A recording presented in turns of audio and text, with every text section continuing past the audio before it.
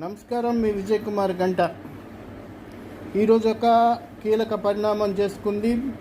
Machilipatnam MP Balashowry గారు, అలాగే Kakinada MP Uday Srinivas గారు పవన్ కళ్యాణ్ గారికి ఒక కూరగాయల బుట్టని గౌరవ సూచకంగా అందించినప్పుడు ఆయన ఒక మాట చెప్పారు. ఇకపై తనకి ఇటువంటివే ఇవ్వాలని, వీటిని వెంటనే హాస్టల్స్కి, అన్నా క్యాంటీన్లకి వినియోగిస్తామని. మంచిది.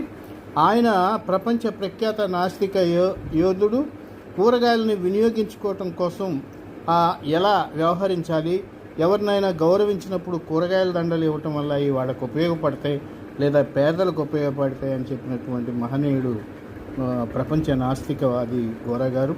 ఆయన స్వాతంత్ర సమరయోధుడు, గాంధీ గారి అనుచరుడు. మరోపక్క అంబేద్కర్ భావజాలాన్ని కూడా గౌరవించినటువంటి మహనీయుడు. అటువంటి గోరా గారిని పవన్ ఆదర్శంగా తీసుకోవటం